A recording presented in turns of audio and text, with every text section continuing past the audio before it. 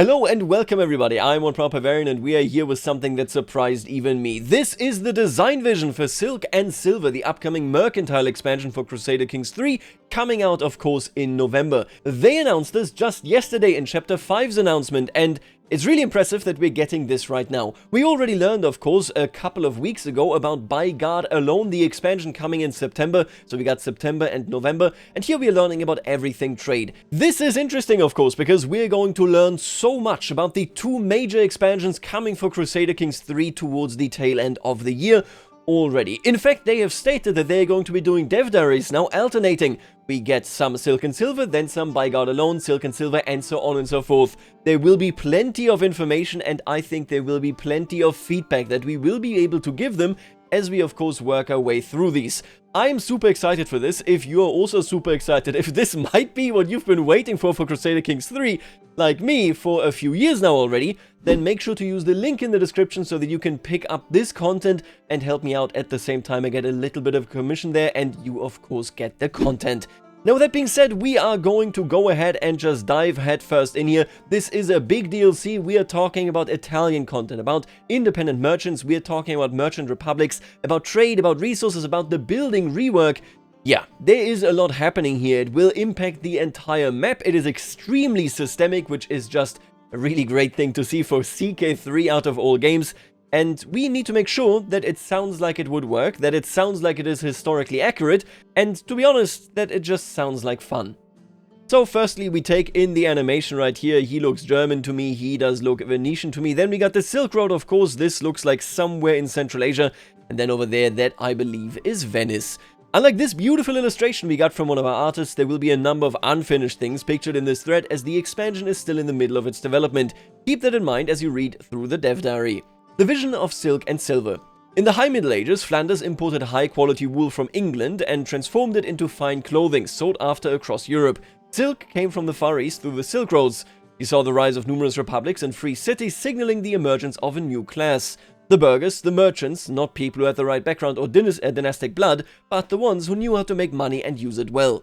For Silk and Silver, we wanted to really showcase the period's growth, as it was, in many ways, a very transformative time in history. This is something that gets overlooked 24/7, basically. When it comes to the Middle Ages, we're saying, yep, this happened, nothing really changed, everybody was a peasant, a serf, and then comes the early modern period, and all of a sudden we're looking at the start of capitalism and so on. There was a lot that obviously already happened in this period. Small villages and hamlets would become flourishing cities, and already notable cities would grow into historical metropolises. From the 11th to the 14th centuries, Paris grew from 20,000 to 30,000 people to over 200,000. And we want this to be something one could experience in the game in some capacity. What were our goals going into this expansion? A. Rework the economy of the entire game. Insanely good, because the economy right now is just up, up, and up. I've complained about this time and time again, that the longer you play CK3, you will simply be better. Yes, obviously, you will have a bigger economic basis, historically speaking, but in CK3's terms, it just means infinite money. And now you gotta ask yourself, why didn't have the Crown of France infinite money in the year, I don't know, 1200? Because that's not how it works. Reworking the economy, if done right, is the only way to settle this issue into something that isn't just spiraling out of control by virtue of having too many resources. This should be, in my opinion, the biggest element in this entire rework. If they nail this, long-term playthroughs in CK3 will actually be viable again. I say this as the biggest defender of long-term playthroughs. I like them, but the reality is every modifier, every source of income, every building just stacks. As they said in East Germany, vorwärts immer, rückwärts nimmer. That's basically what we got going on right here as well. So the big hope, and what we will be keeping track of here in the dev diary, is for sure whether they nail this or not. Make trade, merchants, and republics an integral part of the economic simulation of the game, so they wanted to play such a significant role that you will always be confronted with them even if you don't play them. This is a much more intrusive approach to a government form than any other previous government. This is one of the big things, the big sticking points, of course, that frustrated me over the last few years, that both the administrative systems, which was only created for the Byzantines, but also has a place anywhere in the world, really, was really just limited. It also comes down to the Silk Road implementation, for example. All the governments and all that stuff is sectioned off. Clearly here they're saying, we want this to be a dominating and existing factor. Distinguish between different cities and areas of the map. For example, Paris is not the same as any other French city. Very cool. I hope that we might see market charters, right? Obviously, the visual elements there, resources should play a big role as well. But also, maybe we can give them privileges like you are a royal town. You truly directly are underneath my control. Would be great. Make the map visualize the growth and change of the world over time. That is the last element indeed. These are the main pillars of this DLC and the accompanying patch. Merchants, republics, trade, and economy rework. This is phenomenal. You can see the Tower of Pisa right there, actually. The only thing, and I will mention this, actually there are two things here that I want to bring up, and it doesn't look to me like they're going to address them. I don't like two things about this. The first thing is that everything here is still round. Look at this, right? These are clearly the round holdings. They don't look good. Like, if you actually frame this within, what are we looking at here? If you had a more natural, just like a castle template basically, it would look better than this. This looks really out of place. Secondarily, and I want to stress this as well, these are roads. I love the roads. Thank you so much that you are finally doing it. Oh my god. I would love if we had activity on the roads. It would be so good if there was a merchant walking around. And obviously, maybe that is the case with the actual merchant caravans. But kind of idle things that just happen there is the bread and butter of both EU5, Victoria 3, Imperator Rome. Well, Imperator not so much, but you know, still, all the games that have a living map need some living stuff going on there. So I hope that we're going to see this. Other than that though, chef's kiss, this is amazing. I can see fields, maybe this is actually even indicating what building you've built, right? Like it is done, for example, in EU5 and Victoria 3 as well. It's nice. I am looking forward to this like nothing else. It really is true. Alright, and with that we are already at the basics of trade. Before we look at anything else, we will start by looking at trade. As an entirely new feature that connects everything else in the expansion, it is good to get everyone on the same page with what it is and what it isn't, before we move on to the other features. Trade is a new feature that allows merchants and republics to move trade goods around the world to meet demand in different markets. At its core, it is about finding areas that produce trade goods and supplying it to areas that need it. It will primarily be done by mercantile governments, merchants and republics, but landed rulers may be able to move goods within their land to a lesser extent. Every duchy in the world counts as its own separate market, so we have resources that are based in counties, and these counties send their resources to the market, which is the duchy. From the duchy market, merchant can grab it, bring it to another duchy market. There is no like long-term big price difference, you know, like these kind of graphs that you used from Victoria 3, at least from the way it seems right here. Rather, we're just looking at this and we're saying, hey, are we producing this a little bit more? Price will go slightly up. It is much more rudimentary, because you don't want anything that goes beyond this.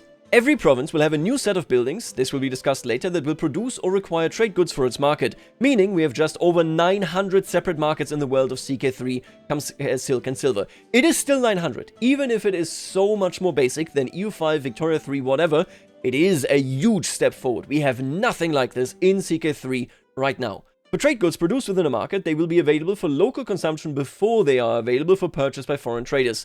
This is important, I'll get to that in a little bit, talking about the history of trade right there. As for trade goods, they are special goods created in provinces across the whole world. You will build farms, mines or workshops that will create, grow or mine different types of trade goods that can, in turn, be used or repurposed in other buildings. So, base building will gather the resources, additional building will then go ahead and actually use them. If you build a building that needs resources you don't have, I would assume somebody else is going to go like, hey, this will make me a ton of money, I will now start a trade route. So you don't even need to worry about this. I would guess still that you can get it cheaper if the trader is, for example, your vassal, if both territories where the trader is getting it from are yours, right? So these are one of the things where I would argue you probably should still be able to get political kind of leverage on the cost of trade right there, but they haven't said anything on this yet. Every county now has a new type of slot focused on crafting, making these trade goods, which we call the resource district. More about districts later. I want to talk about the districts, but there's going to be a lot on this later, so let's just skip over this. We know that there are buildings, and you build these buildings in districts.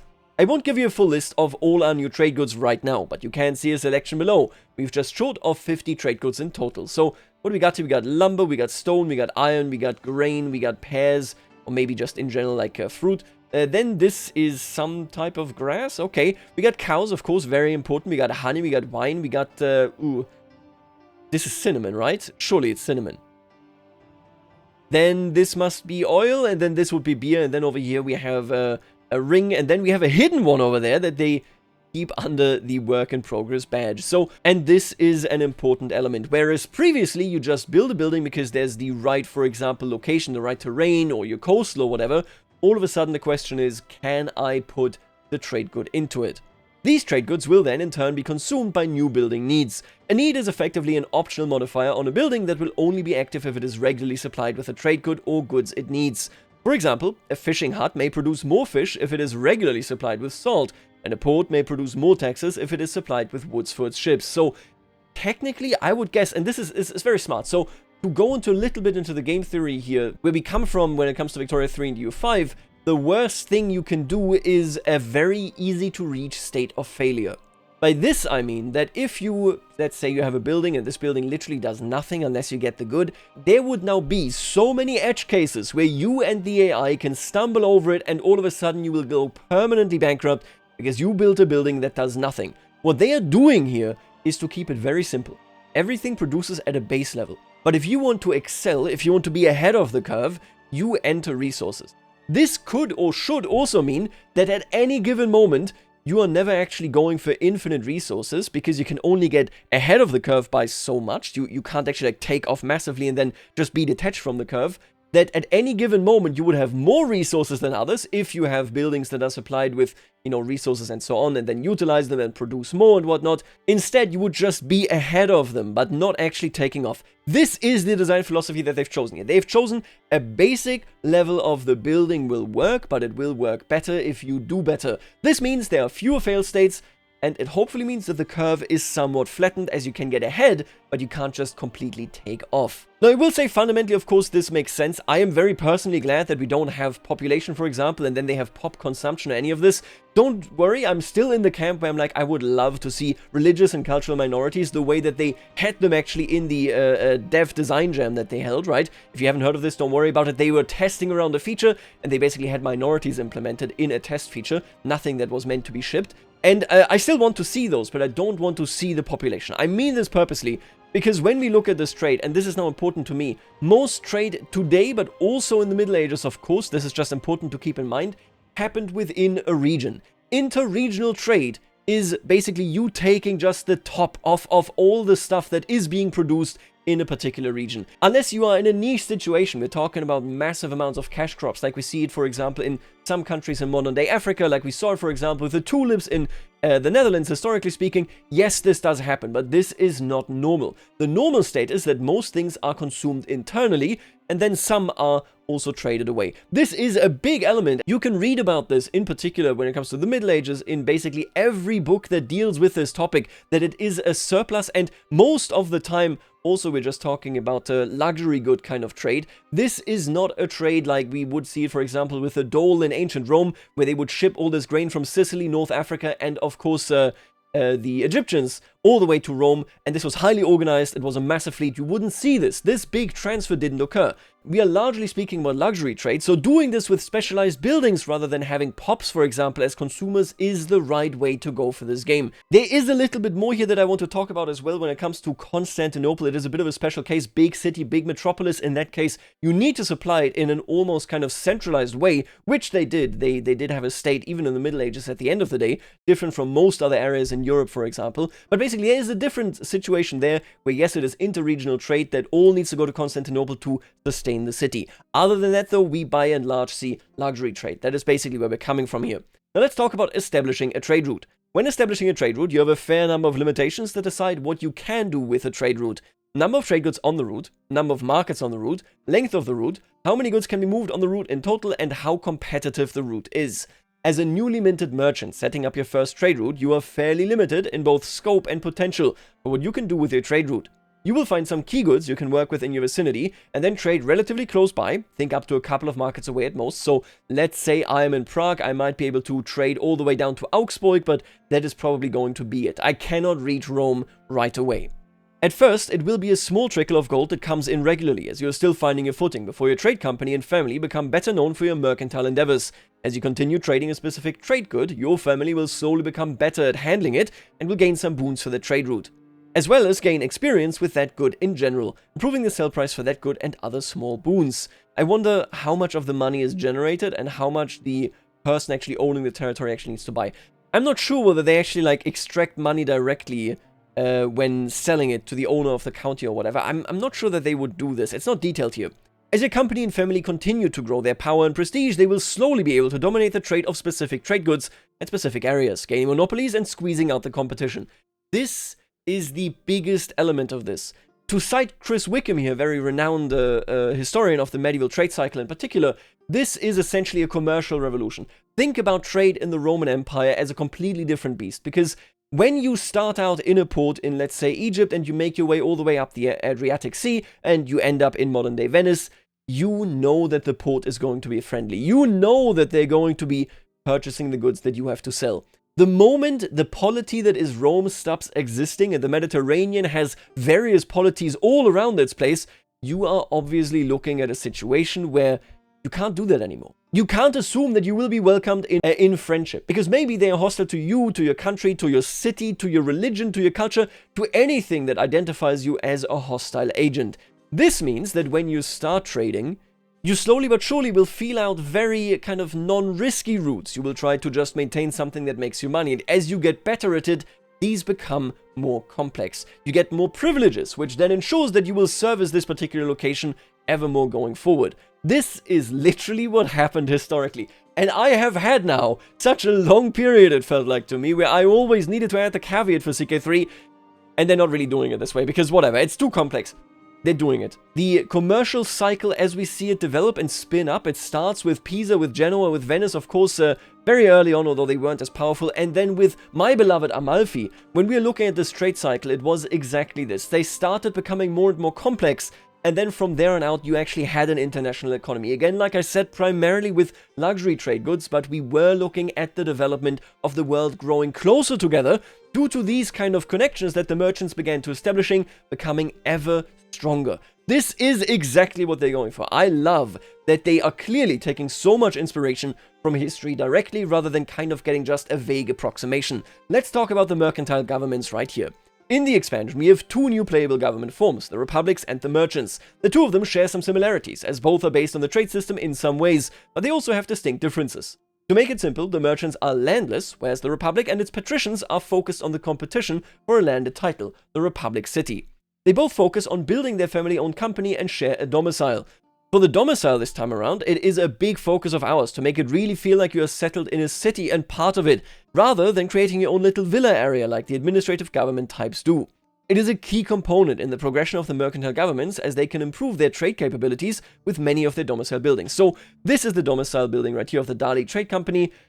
Really cool. I love the art. What can I say? I think the CK3 artists are underpaid. I have no idea what they're being paid, but they need to get raises without a doubt. The domiciles impacting how much trade you can do, how successful you are, whatnot, is not new. This is literally what they do. So I will say I see a risk here that these domiciles yet again could just make it so that you will just fundamentally be infinitely overpowered as a merchant, because as you build up, you just start scaling and outscaling everybody around you. This is the big thing. If they want to achieve an economy where you can be ahead of the curve by having a percentile increase in like how good you are, but you can never completely outpace everybody, at least not when it comes to raw income, then they need to be very careful about this domicile right here. I think making it so that your domicile, for example, to give you an example here, and we had this in CK2 already because you were upgrading your mansion, your villa there as well, you were looking at a situation that any family that rose later because you essentially eviscerated one of the old families, right? They would have no chance against you. You had massive benefits, massive modifiers, which means new republics, new families inside of your republic were always completely useless. This needs to change. They need to do something here that facilitates it so that even if I play for 200 years and I have this fully upgraded, others can still compete with me. Otherwise, this might just be power creeping again. Now let's move on to the life of a merchant. The new merchant government form is inspired by the many important mercantile families that existed throughout the medieval world. These were not necessarily tied to a specific piece of land or state. Think of the Jewish families in Cairo that traded goods far and wide, or the trade guilds of southern India. The Jewish families in Cairo are one of our best sources for medieval and especially Mediterranean trade. The Cairo Geniza is our best source, where they have written down on what was being traded, how it was traded, what were the difficulties, and so on. I can only really say, the fact that this specifically gets mentioned here is one of those things where I'm like, they read, they know what's up, and I am super glad for it. Now, while as a merchant, you do not own land, unlike your republic peers, you are still situated in and around the city. You are a landless character with a domicile in your home city and the local ruler as your patron. It will be possible to change the location of your domicile, but it is not supposed to be a regular occurrence, as it is going to be the heart of your little budding trade empire. All trade routes you establish as a merchant will use the domicile location as their starting point. One thing to mention is that merchants are essential for the new trade system to work. In many ways, they are the roots of the new system that connects everything in the world. They are the main caretakers and providers who fulfill needs across all markets. In other words, they are important enough for landed rulers to engage with at times to ensure that their provinces are actually getting the goods they need, and they give merchants some power in relation to their landed patrons. We don't know yet just how much I can foster these families. So let's say I'm in Prague, there is no water nearby, no merchant republic nearby. Can I specifically foster these families to kind of come along, settle in Prague, and trade for my market? Then I give them specific trade deals, monopolies and whatnot, and they go from there. Or will it all be on just kind of merchant initiative? We don't know this. It sounds to me like we are getting a big impact, like, you know, as a landed player, where I can essentially get these people to show up in my town and then just settle down there. I hope that that is the case, but we are not seeing any of those mechanics just yet. Merchants have a gameplay loop focused on making gold, which can be turned into prestige. Prestige, in turn, will open up opportunities for improving how much gold you can make. As merchants, similar to their landless adventure peers, aren't blue-blooded, they have a bit of a harder time making prestige than regular land rulers, and they need it to be taken seriously if they are to engage with the nobility for trade deals and the like. So, you make money, money becomes prestige, prestige you can then spend on rulers giving you certain privileges. I get it. I would like it as well if we could essentially almost like lease out certain holdings at some point as well. This is something that, for example, Amalfi did. Amalfi purchased a lot of land in southern Italy during its heyday, which was all taken away afterwards with the Normans, of course, and essentially this way started creating its own trade goods for cheaper and got the possibility to open up other markets by always being able to offer certain trade goods. I would like to see this. Right now. I'm mostly seeing like benefits here. I'm a little bit cautious on this side, where I'm like, the merchant gameplay might just be you clicking buttons to make more money, and then you make more money, and then you click more buttons to make more money, which, yeah, that's what merchants do, and what their role in the system is. I think that is working as designed. It just doesn't sound too, like, interesting. I would guess that this essentially is in the theme park approach of CK3, where they're saying, hey, you start out as a merchant, you make money, you make money, you make money, and then you settle down. Be it a landed ruler, be it in a republic, be it whatever, right? Which is totally fine, but I would argue that this probably means as a player you don't want to be in this loop permanently. In their day-to-day, the merchants have a couple of things to focus on. They have new trade opportunity contracts they can engage with, which will allow them to oversee their trade routes, temporarily improve their trade capability, and gain luxury artifacts to add to their domicile. So you basically get missions as if you are a governor. That's fine, you don't own any land, you need those missions to interact with other characters.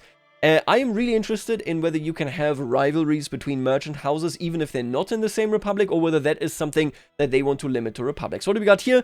We got a monkey, we got this bird. Man, English names of these in German, trust me, I know all of them. In English, not so much. Then we have a beautiful map right here that would, of course, make trading much, much easier. And yeah, okay, so these are the artifacts that you can acquire. The merchant starts off as a small-time trader in their local area, and as they improve their trade capabilities, they will have the opportunity to increase their company size, a set of laws that reflect how well-known your trade company is worldwide.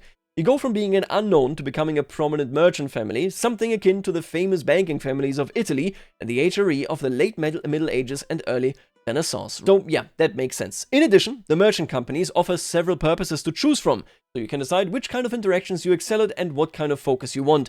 You can be a creditor, a war profiteer, or perhaps a caravaneer who has an easier time engaging in longer trade routes. These exist for the company as a whole, but also as a trait for merchant characters to improve over time if they so wish. Right, so we got these merchants right here. You got the merchant, trade path, caravaneer, artisan, creditor, and profiteer, and you can specialize in them. It looks like they mostly give you benefits. I would guess it is trade benefits, or skill benefits, I should say, and probably also related to like contracts just yielding more money, right? Makes sense. And I'm not here to tell you how to spend your mercantile wealth, be that investing it into domicile artifacts, controlling the market, spending the local rulers to your will, or investing it in the land you live in and become a republic. You know what I really like here? Controlling the markets and investing in the land you live in.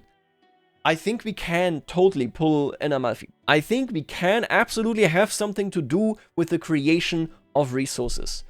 That would be amazing. We're not seeing any of these mechanics, but normally the rule with these vision dev diaries is that if it is in the game, it will be mentioned. If it isn't in the game, it won't be mentioned. It's mentioned. That's all I can say, right? What's my opinion on these merchants? I think these merchants, yep, that is literally how it happened historically. Verbatim, essentially, what you can find in any detailing report, in any historian's book.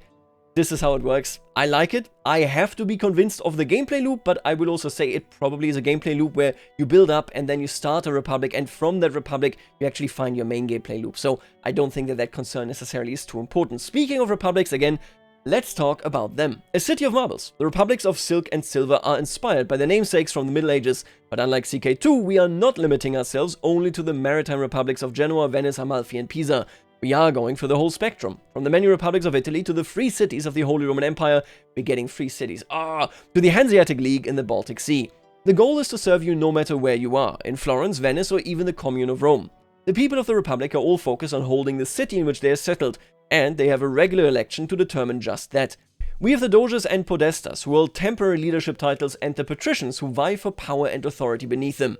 Whereas merchants are fulfilling needs across all markets, republics tend to create a small nucleus of trade focused around their capital, which stretches outwards. So, very similar in the tone that they hit here to CK2's merchant republics and the outposts that they have, the trade outposts. I want to highlight one thing here, because most people in CK2 never knew this and never cared for it because you didn't need to, you just made enough money.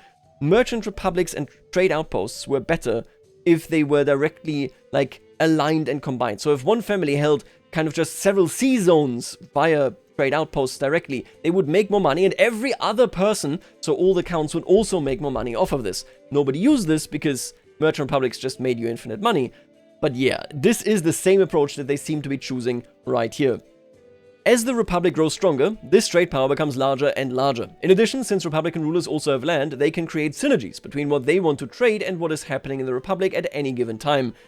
No idea what that means, but okay. For the republics, we have added a new system we call Assembly, which is a law-focused voting mechanic. Basically, it allows anyone in the republic to propose laws for a vote, and then gives every member of the assembly time to vote. I think we're getting laws next year. I think we're getting laws, and the assembly here seems like the prototype to me for maybe the Estates General in France. Maybe we're talking about the English Parliament. Maybe we're talking about the Reichs- and Hoftag of the Holy Roman Empire. Oh, I hope we're getting laws, and I hope we're getting inheritance stuff for the Carolingians. Oh, come on. I feel like we're getting laws anyway. And this includes laws on who is even allowed to vote in the assembly in the first place, be that all the patricians and city vassals, or perhaps just your council. Right. For us, the goal was to simulate a real-life situation in which many of these republics originally started as quite communal, and often ended up as seigneurias, effectively ruled by a single lord. Yeah, that was a big part of these type of republics, the centralization of power of the most powerful family. So, you will see the republics start out with many laws that favor all the patricians, but you will have opportunities to limit your opponents over time. Unlike their landless peers, the people of the republic have access to trade leagues and trade posts. Trade posts will be small districts that can be built in other people's lands, where you can effectively impact your ability to trade in that province. You can nudge things you're interested in. Oh, they are inspired by the factories and the contests of the late Middle Ages, basically. The trade posts in CK2 were nothing but money-making. That's all it was, right? Maybe some of yours got burnt down every now and again, but that was all. If you now actually get tasks like, hey, I want to invest in this resource in this location, I have a trade outpost there, I can do it, I can get a monopoly there, I can run trade much cheaper because I have this trade outpost there. First of all, literally how it worked. Amalfi had its very own... We all know the best examples, of course, the merchant quarters that people, for example, had in Constantinople. My favorite example to this day, and you will see that I just like Amalfi, was essentially Amalfi's Cairo quarter that was burnt down when the Fatimids arrived as hostility against Christians had increased, but until then, they were exporting so much from Cairo. This is just history. What can I say? Yeah, they're just doing history now. Apparently, that's where we are. That's great. That's fantastic. Trade leagues, on the other hand, are effectively confederations of republics that come together to form a stronger trade group and protect one another. Think the Hanseatic League or the Swiss Confederation. I am so interested. So, the Swiss Confederation makes sense, whatever you got counties, okay, they can bind together. The Hanseatic League confuses me in the sense that currently, how would that work, right? Because cities at most, in virtually all circumstances, are just on the barony level. Yes, there are some that are technically speaking counties, right? I'm speaking about the big cities here. In general, you won't really find a city in charge. That is not the case in CK3 right now. Do you think maybe they are refactoring counties a little bit just to facilitate this and give cities more locations? You know, kind of they're taking the city out of what is the general county. Or maybe Hanseatic League and other of these trade confederations can work via the barons. But barons right now play no role and they're unplayable, so I would guess that's not true. Maybe they're refactoring some of the counties. I'm not too sure there, but it is an interesting thing that they are actually doing this. They protect one another and improve the trade capabilities of all league members. Think of the Hanseatic cities coming together to form a strong trade bloc that can effectively bully all of Scandinavia into submission. We should do that again. So what is my feedback there? Republics sound nice. I think it is the natural step after you are just a regular merchant. I have so many questions about the mechanics. When it comes to trade confederations and all that stuff, I don't have that many questions about the trade posts. I think they just took the CK2 system, which already was pretty congruent to history here, and turned it into something that is actually interesting and doesn't just print money, by giving you interactions with other characters, some control over the territory, and so on. Yeah, it sounds really good. Economy and province reworks. This is the big one. This part of the dev diary will most likely be the most immediately visible thing for anyone who opens the game after we release this DLC and its accompanying patch. All of the changes discussed in this section of the dev diary will be coming free with the patch, as they are essential for the rebalancing of the game's economy. Folks, I want you to concentrate right now. This is important, because it will impact everything you do in the game going forward, and this is the one time where they're actually attempting to balance the game in a way that stops it from just being an eternal snowball. If they fail at this, it would probably never happen for CK3. I don't want to be a doomsayer here, but what I'm saying is, this is the attempt to facilitate this, right? We need to make sure that we understand what is going on here and whether it is likely to work. Before anything else, we should discuss buildings and districts. I've already mentioned districts a couple of times throughout the dev diary, so it is time for a clarification. We often found it weird that as a ruler, you would build a brewery or a windmill. It always felt a bit underwhelming, and with few building slots, it was hard to dig deeper into the system as there wasn't a lot of room to add anything. As part of our rework, we have removed every single regular building in the game. Note, we have mostly kept all the special buildings that existed, but they will also see some tweaks to their effects. Instead of having building slots, we will now have district slots instead, with districts in them. A district is effectively a thematic folder for buildings, where you will build a district, which will have some effects by itself, and then you will be able to build buildings within the district afterward. Instead of building a, for example, smithy, you will be able to build a district for artisans that you can then fill with different buildings like a smithy. The goal is that a district is an investment, whereas the buildings are more easily switched and cheaper to replace if need be, and they will be flavorful and thematic. So, you will see districts focused on the military, markets, urban life, or even on keeping the city small, so it can remain an effective rural location. Speaking of size, development changes. Development was always meant to symbolize both how wealthy an area is and how many people live there. It could lead to some weird results, where one would be conflated with the other and vice versa. So, for Silk and Silver, we are splitting development into two: settlement size and prosperity. Prosperity is a measure of how rich and prosperous a county is, and it will affect how likely traders are to drop by, as they will make more money there, as well as multiplying the amount of tax obtained from the county. Settlement size is a measure of how many people live in the city in the barony. A county capital will differ from other holdings, for example. We will use a 1 to 10 scale to track size in a somewhat abstract way. Size will directly affect how many district slots are available in the province, so you will, for example, see a whole lot more districts in Constantinople than you would in, for example, the capital of Sweden. But in turn, we have added new rural districts that will benefit from smaller sizes, while counties with larger settlements face challenges to both county control and popular opinion within the county. Control changes. Trust me, I have a lot to say, but let's just move on through this right now. County control will no longer always max out at 100, as it used to before. We will now have a new baseline system, where different things will add to the baseline control you can have to showcase that different counties and districts work differently. Your capital will always have relatively high control, as this is where you're situated and live, but your other titles will need of a bit of encouragement to actually pay taxes and the like. You will be able to gain control from stationing men-at-arms, building castles and fortifications in the area, from different eras, and most likely some more districts will give bonus to control as well. Since this system works a bit like, for example, Court Grandeur, you can gain effects that temporarily increase it beyond the baseline. For example, let's say your current baseline is 40. That is now the number control will always trickle towards. Then you can gain effects that could bump up your current control to 60 or 80, but it would then trickle down towards 40 again, as that is only a temporary boon to the area.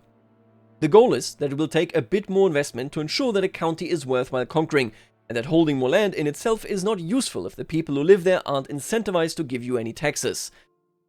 Popular opinion changes. For popular opinion, we're using the same baseline changes we have for control, but instead it is now a bar from -100 100. Similarly to control, it means you can now gain a temporary popular bonus that will bump the current opinion up or down, but it will trickle back towards what the popular opinion is at any given time.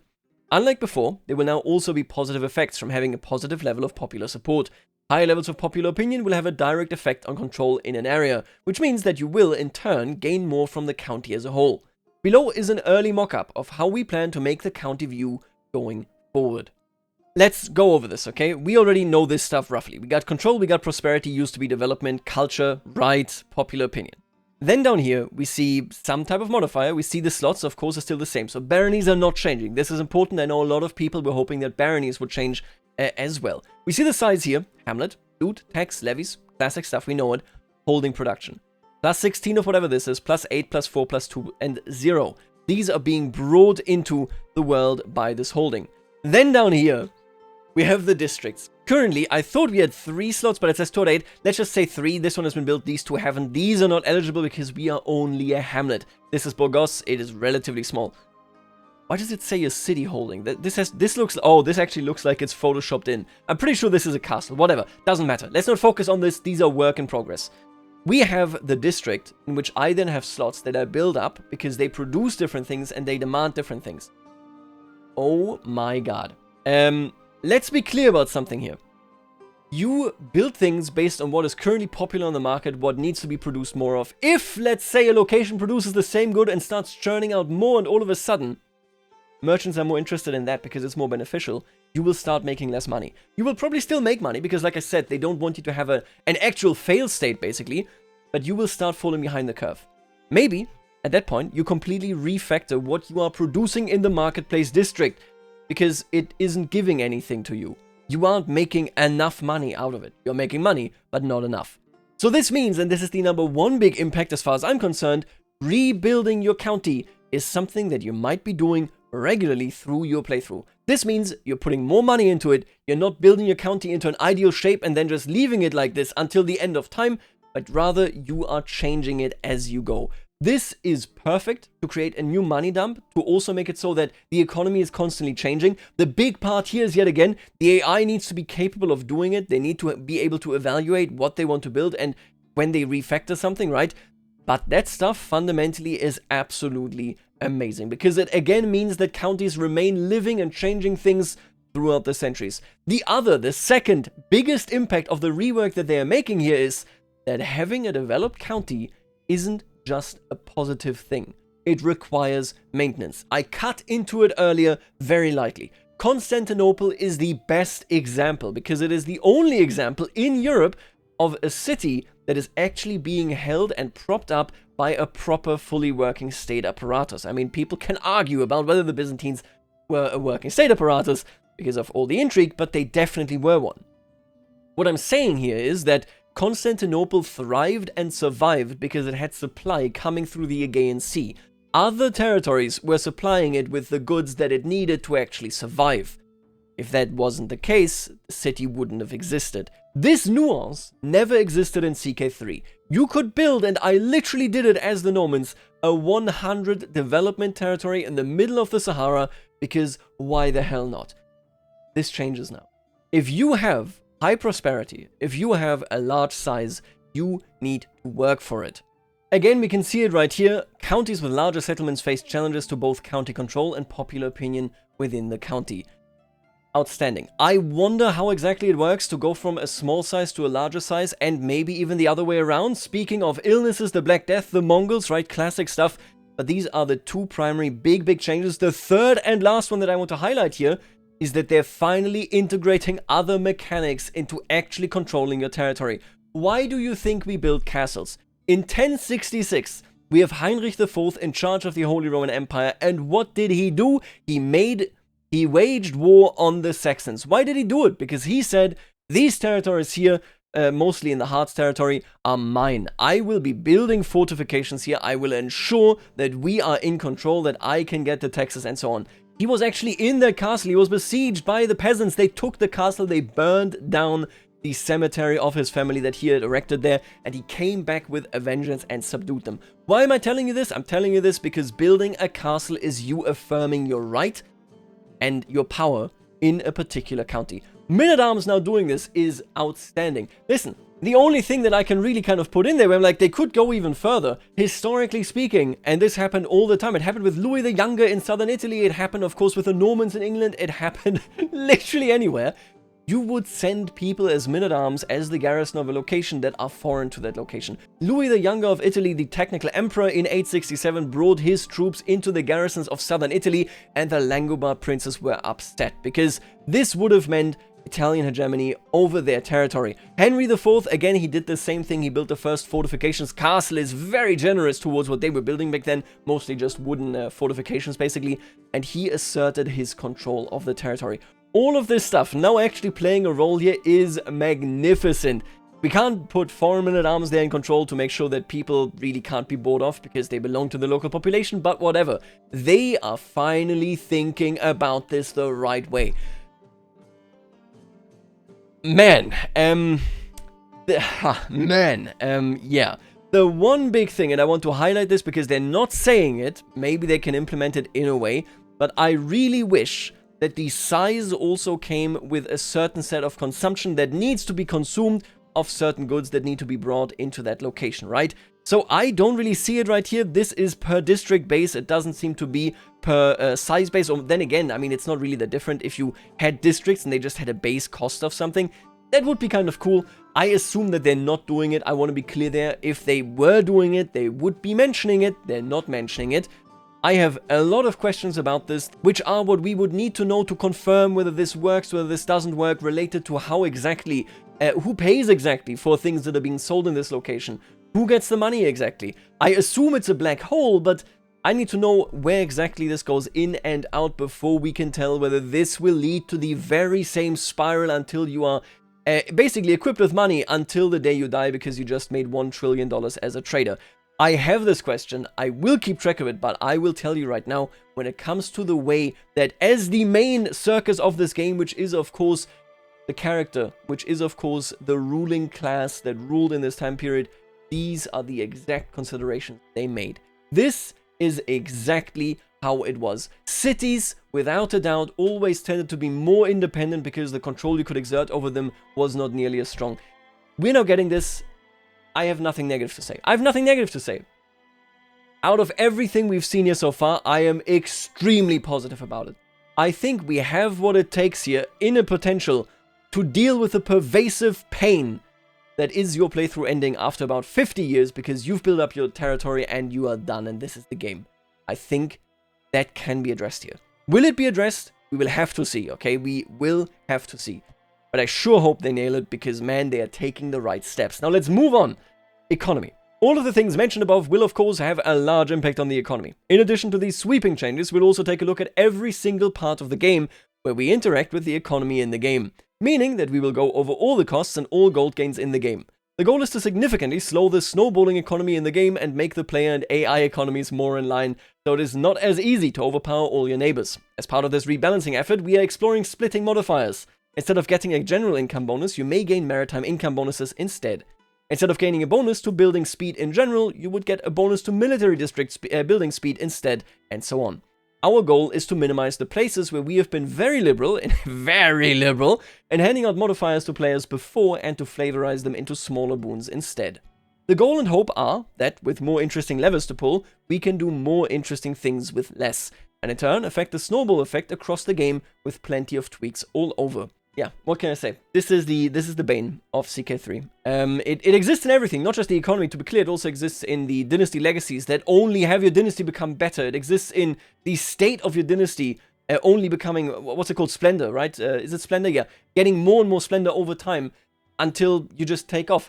These things need to be rebalanced. They need to be addressed. I'm so glad that they are stating that this is their explicit goal as they work on this free patch and the DLC. Now moving on, let's talk about Italian flavor. While it is not the main focus of the DLC, we also want to take the opportunity to add some flavor to the Italian region. It is home to many historical republics and the heart of the mercantile transformation I described earlier in the diary. Man, they might make 1178 into a playable start date. I know it's playable, but the economy is so powerful it's not playable because I already start with infinite money. They might be doing it here. Guelphs and Ghibellines. The Guelphs and Ghibellines conflict was a conflict between the Kaiser and his supporters on one side and the Pope and his supporters on the other. It is related to the investiture crisis, which they are mentioning, but we haven't heard anything about anti-popes so far, or investiture, which I'm sure though is in, surely, we'll see, in the by God Alone DLC. But it also spun into a bit of a local conflict in Italy on its own about how much power the Kaiser should have over the area. This latter bit is what we are focused on for Silk and Silver. We are representing the conflict through one, kinda two, new situations situated around northern Italy. At the 1066 start date, it hasn't properly started yet, so you have a prelude situation that will slowly grow into the proper one, whereas in 1178 it is already in full swing. I'm not going to go too deep into how it works just yet, so here's a picture for now. The Guelphs and Ghibellines prelude. Current phase in Nomine Domini, right, so this is when he is elected without the Kaiser's influence. Kaiser Heinrich IV on the one side, currently at 54%, I would guess, strength representation. There's a lot of undecided, or rather we are an undecided participant in this conflict. In approximately 9 years, the situation will escalate and enter the Dictatus Papae phase. And then here's a note we get: while most of the principles of the Dictatus Papae detail the powers of the papacy and infallibility of the Roman Church, Principle 9 dictates that all princes shall kiss the feet of the Pope alone. And Principle 10 states that his name alone shall be spoken in the churches. This is the conflict between the Holy Roman Empire and the Church. It is namely, again, like they say, the investiture crisis as well when it comes to who gets to appoint the actual priests. I want to clarify one thing here, and this is vital for me. This conflict technically already existed long before 1066 and long before the investiture crisis. Otto the Great, actually, when he went down to Rome, he was down in Rome, he was coronated as the emperor by the Pope, and a year later, while Otto was campaigning against the king of Italy, who was meant to be his vassal but was rebellious and wanted to become independent, the Pope actually also said, actually, you are evil and you should praise me and be obligated to me. And that is already where we then see the larger conflict emerge, basically in like a small time lapse. Otto the Great goes through everything. He campaigns down there. It's useless. He has to dethrone one pope. Then another pope comes in, retakes Rome. Like all that stuff, basically, that we see right here and that played a big role there already was in there. The Italians were hell bent on not being controlled from the north, and the Pope was a part of that for sure. So this is what we're going to see here. I hope that we can open this up, unlock it in 867 basically as well, if you found the HRE. I assume that you can. I would be surprised if you couldn't. Anyway, let's move on. Miscellaneous Italian flavor. Obviously, this is going to be good, but we got to see the mechanics up close. There will be a new carnival activity. They're redrawing the map. Welcome back, Amalfi. Yes! Looking into Italian cultures, cultural traditions, and historical setup. I hope they're doing the same for Germany soon, because Germany is also in a great amount of pain. Then we got this masked man right there, and I'm going to skip over all of that. Now, lastly, they are mentioning something here, what we're not doing, and that is naval warfare or naval battles in this DLC. We know this is a topic people care about and relate to the public strongly, but between a whole lot of balancing and a whole lot of new systems that we are adding to the game, we chose not to spend time and energy on trying to pack in another large feature that we would not be able to give it enough love and time to do well. To put it lightly, even the most minimal of minimum viable product implementations of naval warfare would blow our schedule out of the water. There are a lot of other changes in the expansion that carry a fair amount of risk, which we want to make sure can do as well as possible. They need to nail the economy. That is everything. I will tell you, and I've spoken on naval warfare a lot, so I'm going to keep it short. Naval warfare isn't the way that you thought. It is 99% of battles that happened in this period, and really that happened before we invented the radar, happened essentially very much adjacent to land. Most of the battles, for example, in the northern territory, so we're talking Scandinavia, was actually had in fjords. It was very much fighting basically on the ships and then also on the land. We're also talking about a fact where in the Mediterranean, because the boats were slower than the boats in the antiquity, they built heavier boats basically. They didn't do like ramming or anything cool. They all just like tied their ships together with a chain, and then they fought on them as platforms. So these aren't the naval battles that you might be imagining that they would have here. So I personally am kind of against them on principle, but only on the principle that you can't do them right. If you just do naval battles like EU or Victoria or whatever, or Imperator Rome, would be completely wrong, totally terrible. They just didn't do them this way, but you can do them interestingly. You just need to put a lot of elbow grease in there. And secondarily, again, 99% of polities in this period didn't have standing navies. If you're imagining this as standing navies, that's not the way it worked. Navies at the time get you from A to B. Naval activity, when it came to, for example, defensive actions, was mostly you having ships to close the harbor after raiders entered it. This was something they did, for example, in the Umayyad Caliphate of Cordoba, where they also invented the Office of the Admiralty, for example. What I'm saying here in short is, yes, they were standing navies, but they were special and they need to be treated as special. I think when they have the time to do them, they should do them properly. They should do naval battles properly. If they get a half-ass implementation, it's just going to be disappointing. I understand, though. I will say, for example, that I was hoping you sending your troops onto the ocean would now start to send money to people that have implicit navies, like the republics, for example, and will make it a lot cheaper to ferry your troops around. Doesn't seem to be in the game. So that is what disappoints me personally, but naval battles and navies need a lot of attention because they were special cases historically, especially in the Middle Ages, and need to be done right. So I understand why they're not doing them. Now, that being said, thank you for taking the time to read everything. I know we have covered a fair amount of topics and not necessarily in great detail. Moving forward, we will alternate FDRs for By God Alone and Silk and Silver. So you will hear from us in the Silk and Silver team in a couple of weeks. Seems like next week is By God Alone. This is phenomenal. They're doing great work. It is extremely historically inspired. They really looked into the power structure of how do I, as a lord, as a king, as an emperor, how do I maintain control over my territory? What makes trade? They focus here specifically on the trade, of course, that is inter-regional, but they have regional markets because that is where most of the things are produced and consumed. That is just a fact at any point in history. Amazing. We need to keep our thumbs on the scale here.